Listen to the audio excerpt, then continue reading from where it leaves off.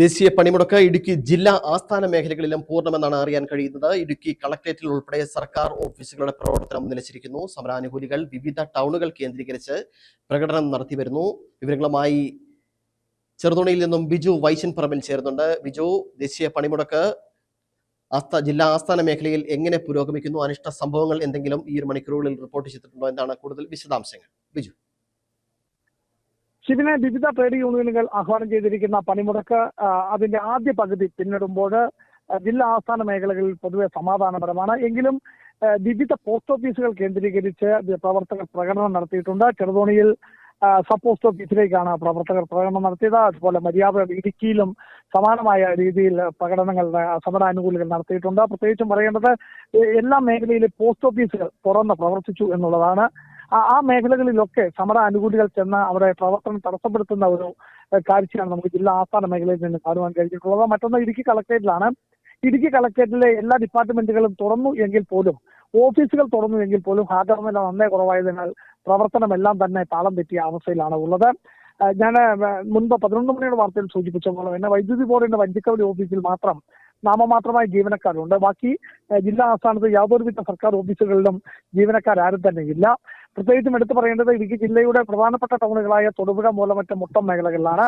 ആ മേഖലകളിലൊക്കെ സ്വകാര്യ ബസ്സുകൾ ഉൾപ്പെടെയുള്ളവ KSRTC ഉൾപ്പെടെയുള്ള വാഹനങ്ങൾ സമര അനുകൂലികൾ തടഞ്ഞു. എന്നാൽ ജില്ലാ ആസ്ഥാനത്തേക്ക് എത്തുമ്പോൾ ചെറുതോണിയിൽ രാവിലെ സർവീസ് നടത്തിയ KSRTC അല്പനേരം തടഞ്ഞിട്ട ശേഷം പറഞ്ഞു വിട്ടു. എന്നാൽ ഈ ഉച്ചയോട് അടുത്ത ഈ സമയത്ത്, ഈ 1 മണി ഈ സമയത്ത് നിലവിൽ KSRTC ഒന്നും തന്നെ ഇവർ എത്തിയിട്ടില്ല എന്നുള്ളതാണ്. അതിന്റെ അർത്ഥം മറ്റു മേഖലകളിലൊക്കെ വാഹനങ്ങൾ തടഞ്ഞിട്ടുണ്ട് എന്ന് തന്നെ വേണം നമുക്ക് മനസ്സിലാക്കുവാനായിട്ട്. നേരത്തെ പ്രഖ്യാപിച്ചൊരു പണിമുടക്ക് എന്ന നിലയിൽ ഇവിടെ ടൂറിസ്റ്റുകളൊന്നും അങ്ങനെ കുടുങ്ങിക്കിടക്കുന്ന സംഭവമൊന്നും ജില്ലാ ആസ്ഥാന മേഖലയുമായി ബന്ധപ്പെട്ടില്ല. കാരണം ഇവിടെയൊന്നും സഞ്ചാരികളൊന്നും അങ്ങനെ വന്ന് കുടുങ്ങിയ ഒരു സാഹചര്യം നിലവിൽ നിലനിൽക്കുന്നില്ല.